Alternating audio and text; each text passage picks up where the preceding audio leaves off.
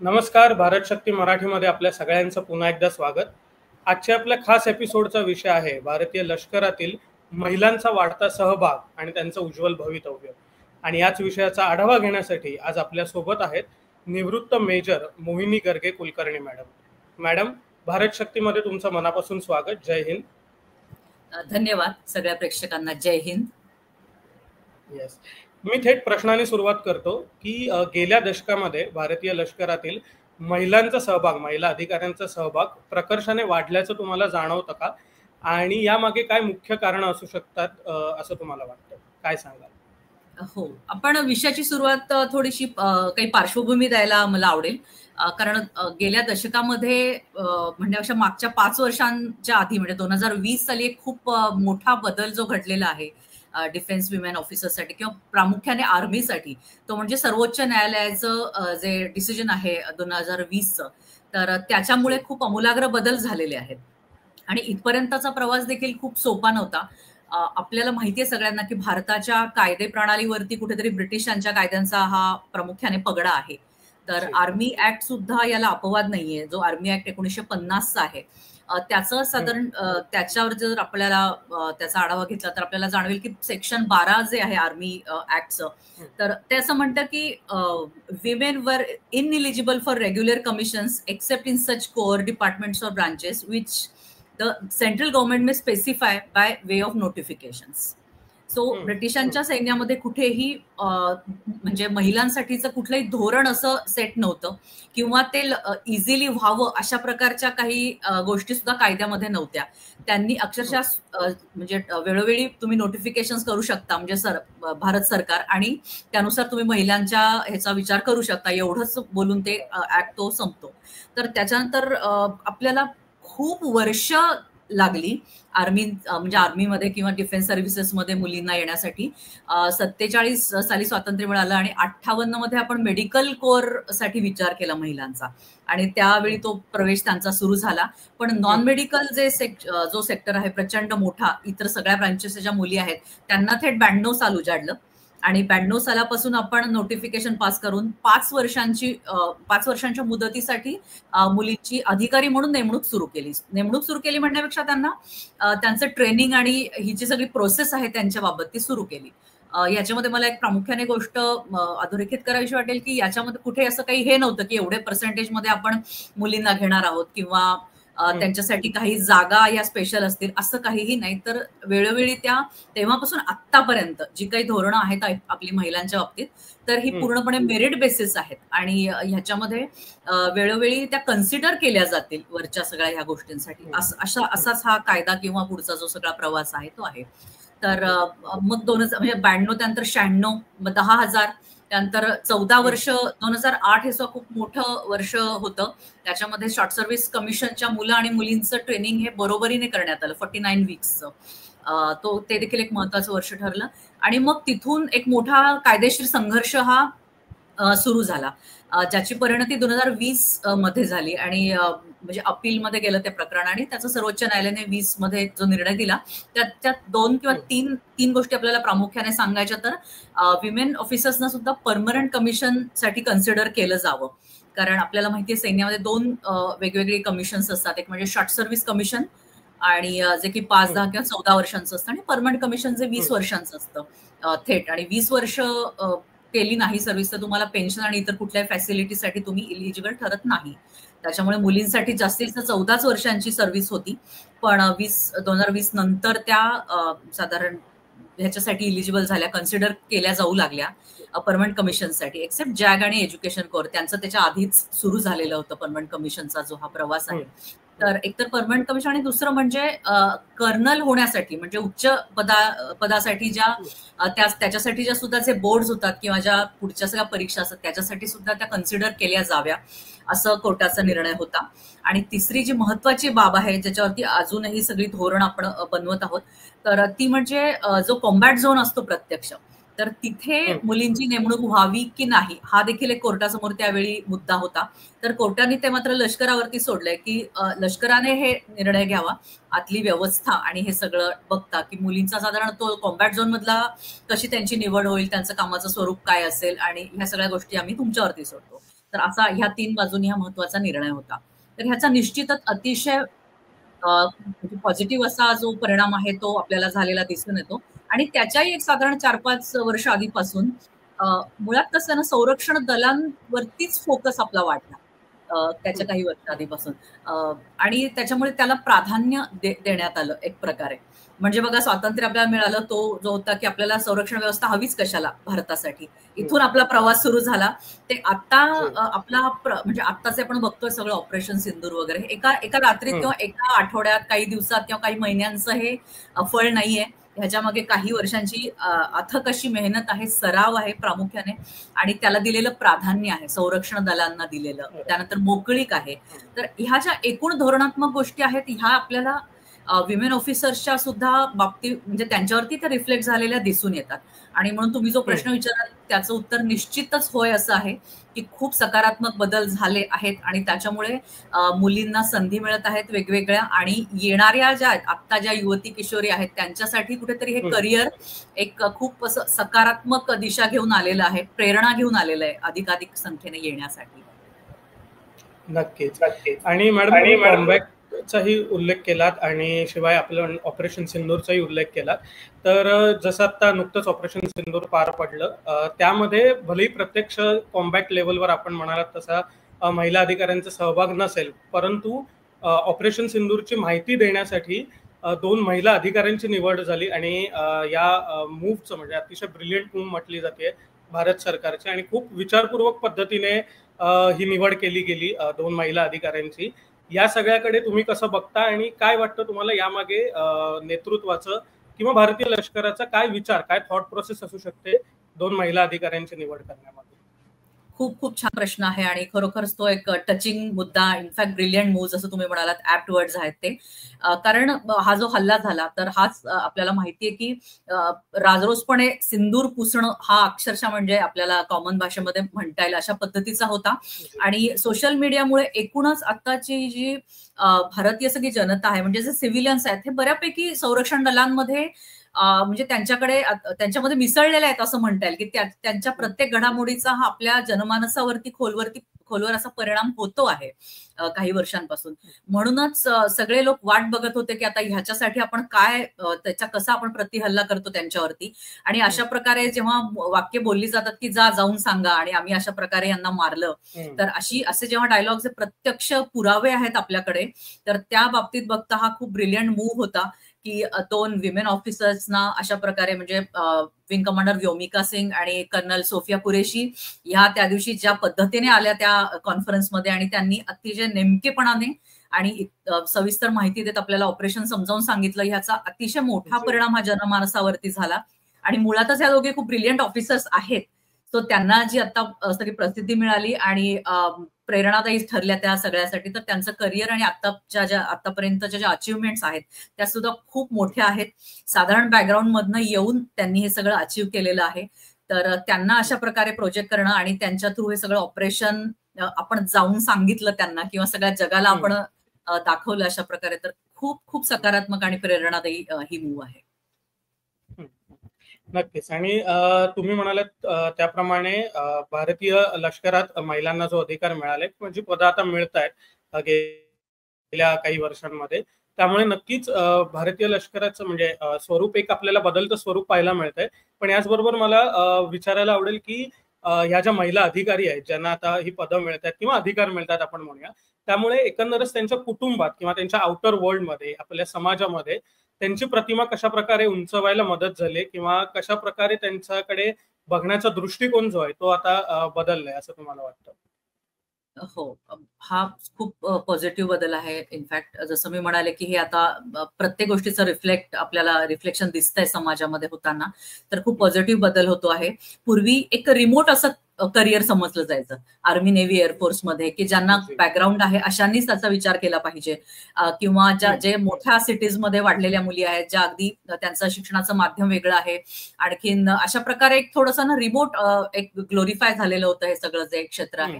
पण आता कुठेतरी आपण स्वतः कितीही कुठल्याही पार्श्वभूमीत आलं तरी ह्याचा आपण नक्कीच विचार करू शकतो. अशा प्रकारे त्याची जी डेप्थ आहे ती वाढलेली आहे या करिअरची. आणि एकतर जी आपली रेग्युलर ड्युटी निभावतायत सगळ्या मुली, हे तर आहेच आहे, पण त्यांच्या अचिव्हमेंट सुद्धा आपल्याला खूप वाढलेल्या दिसतात. म्हणजे काही अचिव्हमेंट्स तर आधीपासून सुरू झालेल्याच होत्या, की अकॅडमीमध्ये स्वॉर्ड ऑफ ऑनर मिळवणं खूप कठीण गोष्ट आहे. जेव्हा टफेस्ट असं ते ट्रेनिंग चाललेलं असतं तेव्हा मुलं आणि मुली यांचं एकत्रित जेव्हा प्रशिक्षण असतं त्याच्यामध्ये सुद्धा स्वॉर्ड ऑफ मिळवणाऱ्या मुली आहेत. आणखीन आपल्याला राजपथावरती दिसतं नेतृत्व करणाऱ्या मुलींची संख्या किती मोठ्या प्रमाणात वाढलेली आहे. किंवा मागच्या वर्षीचं उदाहरण बघा, नारी तू नारायणी हीच मुळात त्या याची थीम होती आपल्या संचलनाची, राजपथा म्हणजे कर्तव्य पथावरच्या. तर अशा पद्धतीने तो जो सहभाग वारंवार, म्हणजे जिथे कुठे संधी मिळत आहे तिथे तिथे मुली आपल्याला सगळीकडे दिसत आहेत. तर खूप सकारात्मक परिणाम आहे. या बाबतीत मला अजून काही उल्लेख करायला आवडतील, की रेग्युलर जे आपली जी कर्तव्य निभावताना आणि अशा प्रकारे वेगवेगळ्या क्षेत्रांमध्ये मुली दिसत आहेत, पण संरक्षण दलांशी निगडीत अशा काही एक्सपेडिशन सुद्धा गेल्या काही वर्षात घेण्यात आल्या. 2018 साली अशीच एक सागरी परिक्रमा झाली होती. तिची लिम्का बुक ऑफ वर्ल्ड म्हणजे लिम्का बुक ऑफ रेकॉर्ड मध्ये सुद्धा त्याची नोंद झाली. आणि मेजर प्रिया सेमवाल ह्या आर्मीतल्या त्याच्यामध्ये होता. तर खूप छान अशी ही परिक्रमा होती. त्याच्याच पासून प्रेरित होऊन 2022 साली एक खूप मोठी सागरी मोहीम किंवा सागरी अशा प्रकारची परिक्रमा करण्यात आली. तर ही सुद्धा खूप अवघड अशी मेजर मुक्ता गौतम यांच्या नेतृत्वाखाली ही सागरी मोहीम म्हणजे पार करण्यात आली, किंवा काय म्हणूया आपण पार पाडली गेली.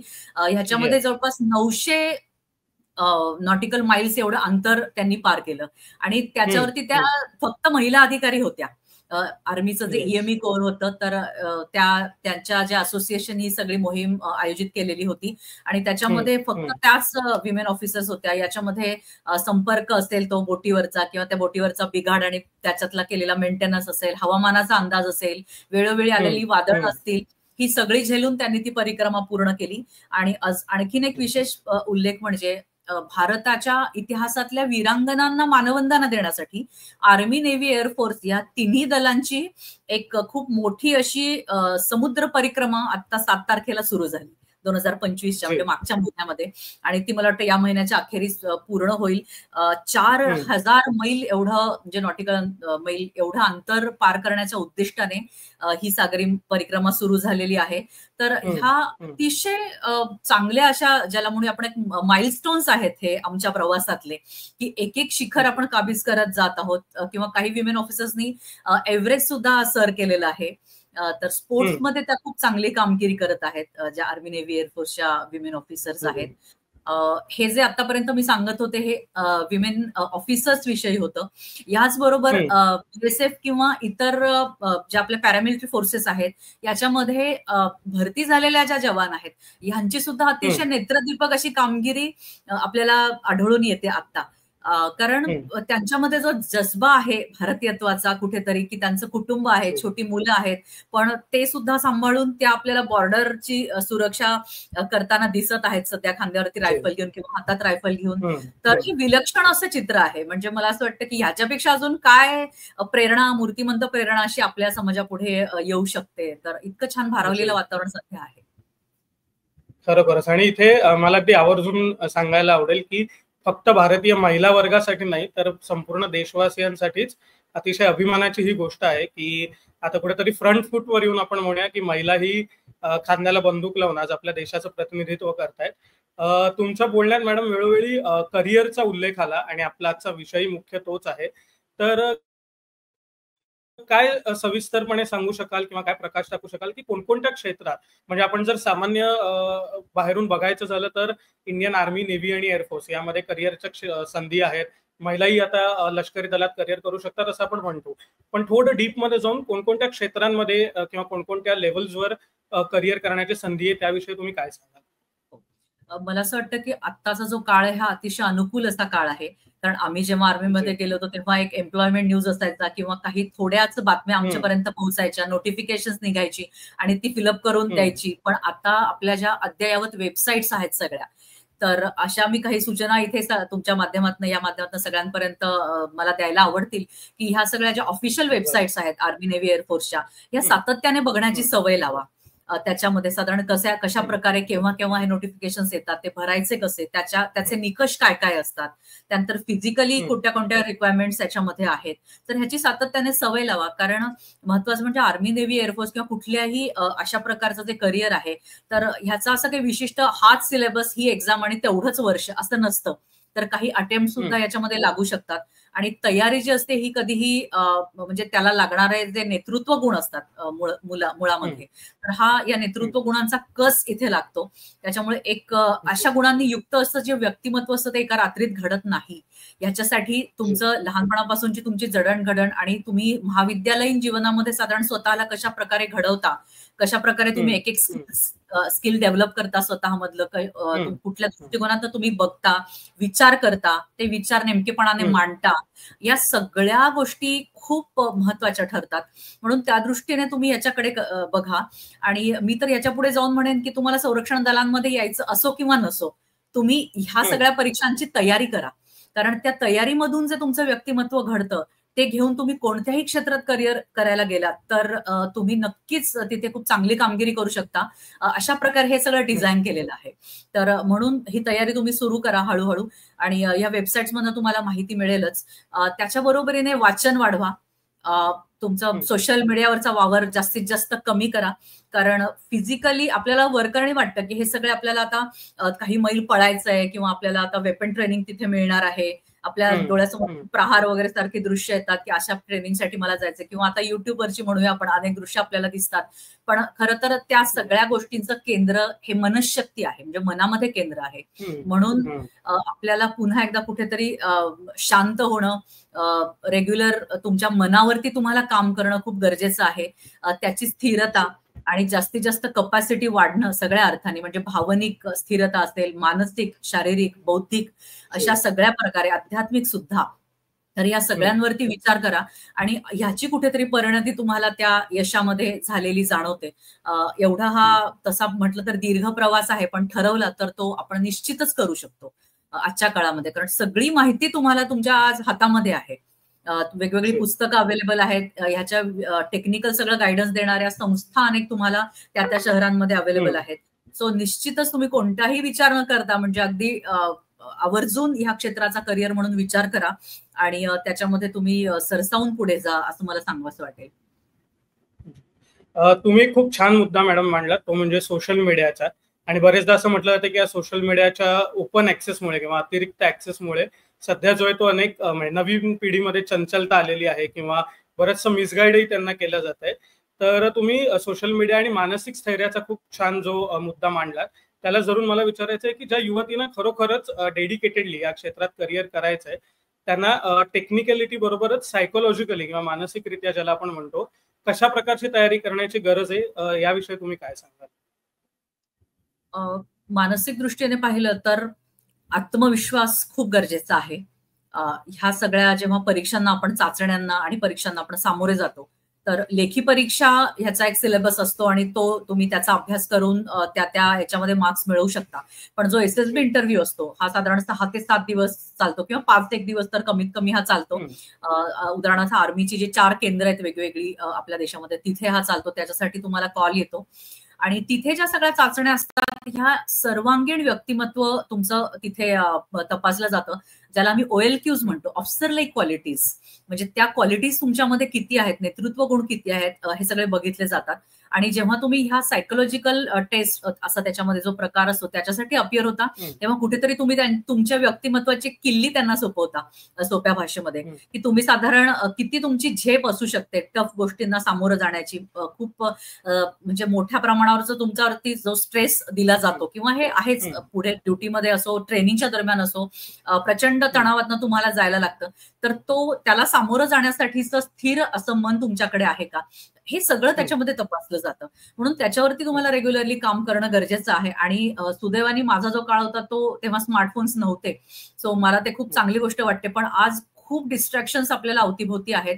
म्हणून स्मार्ट दिसणं आणि स्मार्ट असणं याच्यातला फरक थोडासा तुम्ही समजून घ्या, की आपल्याला सगळं आपण दिसायला स्मार्ट दिसत आहोत, आपल्याला चांगल्या प्रकारे बोलता येत आहे, एवढं पुरेसं नाहीये.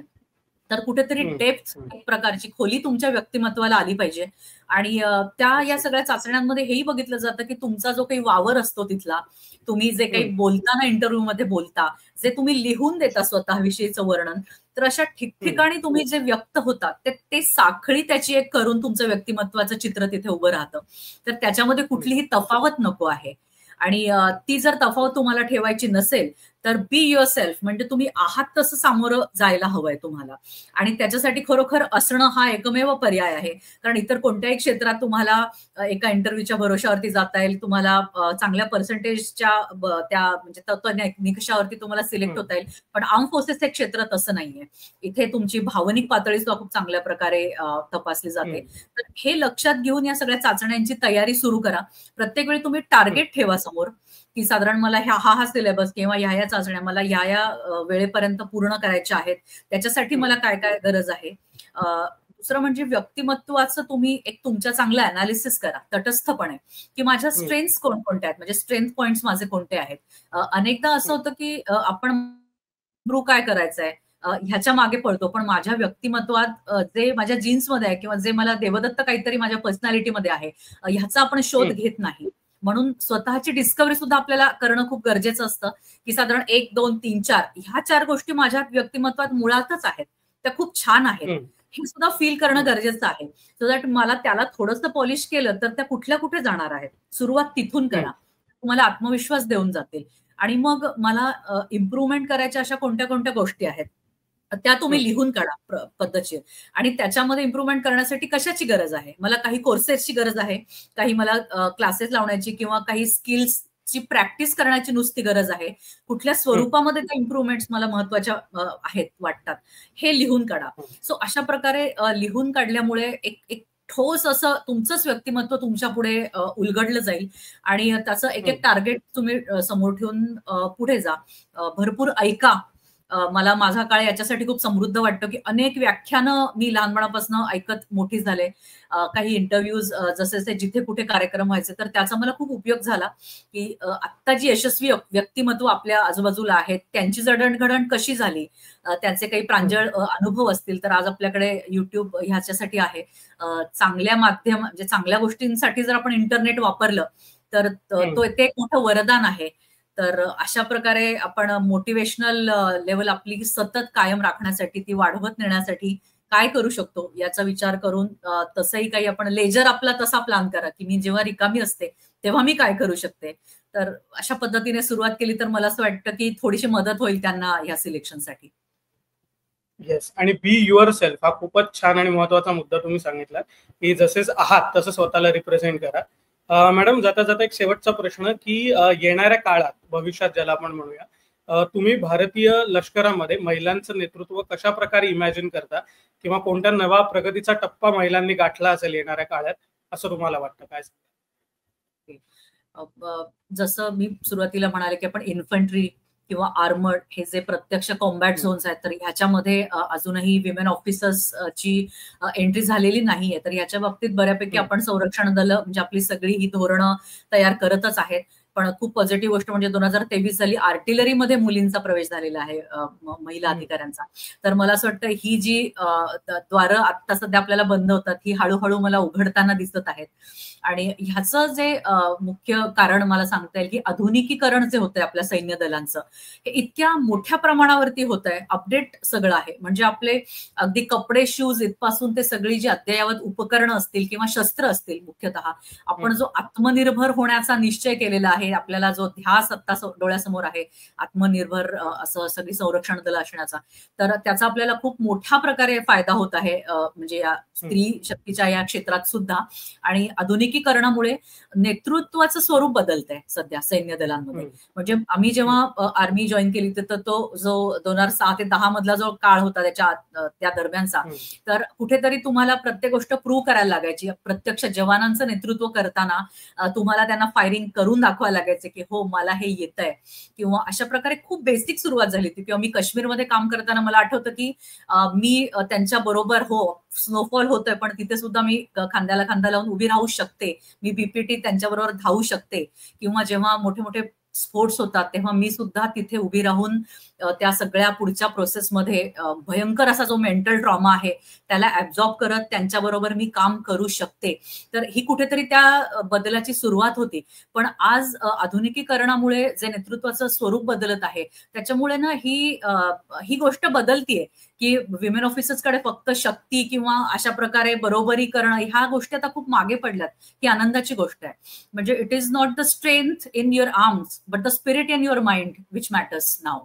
सो ह्याच्यामुळे खूप प्रकारचं असं प्रशिक्षित वर्ग पण म्हणजे जो ऍक्च्युली काम करतोय तो सुद्धा चांगल्या प्रकारे प्रशिक्षित आहे आणि त्यांना नेतृत्व करणारे ज्या स्त्री अधिकारी आहेत किंवा स्त्रिया आहेत त्या सुद्धा खूप मोकळेपणाने ह्या सगळ्यांबरोबर एक टीम फॉर्म करतायत आणि पुढे जात आहेत. तर खूप चांगला हा बदल असा मला दिसतोय पुढच्या स्वरूपामध्ये.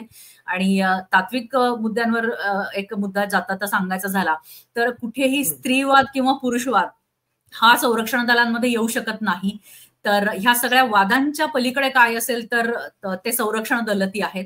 कारण स्त्रियांविषयीचं कुठलंही धोरण ठरवत असताना आपल्याला त्यांची बरोबरी किंवा कायदा काय आहे किंवा जास्तीत जास्त आता आपल्याला प्रोजेक्ट करायचे असले कुठलेही मुद्दे तिथे चालणार नाहीयेत.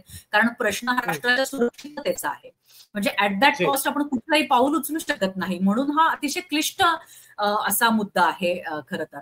तर अशा या म्हणजे क्षेत्रात सुद्धा आपण हळूहळू प्रोग्रेस करताना मला दिसतोय.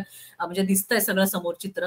तर निश्चितच आपण मोठ्या आज जशा मुलींनी सुरुवात केली आहे की नुकत्याच काही महिन्यांपूर्वी बोर्ड झाला आणि अनेक महिला अधिकारी ह्या प्रत्यक्ष युनिटचं नेतृत्व करताना आपल्याला दिसतात. म्हणजे रेजिमेंटला म्हणजे कमांडिंग ऑफिसर पदी त्या गेलेल्या दिसतात. माझ्या स्वतःच्या मैत्रिणी सुद्धा अशा अनेक कमांडिंग ऑफिसर्स त्याच्या पुढे जी जी मोठी मोठी पदं आहेत कोर लेवलवरची डिव्हिजन हेडक्वार्टर लेवलवरची आणखीन त्याच्याही मोठी. तर इथे सगळ्या ठिकाणी मला माझ्या या सगळ्या मैत्रिणी म्हणजे तिथे त्या असताना काम कार्यरत अशा मला दिसत आहेत आणि हे चित्र नक्कीच खूप सुंदर आहे, प्रेरणादायी आहे. जी, आणि आपण आशा करूया की येणाऱ्या काळात नक्कीच स्त्रियांचं लष्करातील भवितव्य उज्ज्वलच असेल. मॅडम खूप खूप धन्यवाद की तुम्ही आज वेळात वेळ काढून आलात आणि आपल्या विषयाचा एवढा छान आढावा घेतलात आणि नेमक्या शब्दात समर्पक शब्दात जे आहे ते तुम्ही येणाऱ्या पिढीला मार्गदर्शन केलं. पुन्हा एकदा तुमचं धन्यवाद की तुम्ही वेळात वेळ काढून भारत शक्ती मराठीमध्ये आलात. खूप खूप धन्यवाद. धन्यवाद. धन्यवाद. जय हिंद. आणि जाता जाता मला प्रेक्षकांना इतकंच सांगायला आवडेल की तुम्हाला आजचा विषय कसा वाटला आणि त्याविषयीची तुमची मतं काय आहेत हे आम्हाला कमेंटद्वारे जरूर कळवा. आणि जाता जाता भारत शक्ती मराठीच्या YouTube चॅनलला लाईक, शेअर आणि सबस्क्राईब करायला विसरू नका. धन्यवाद.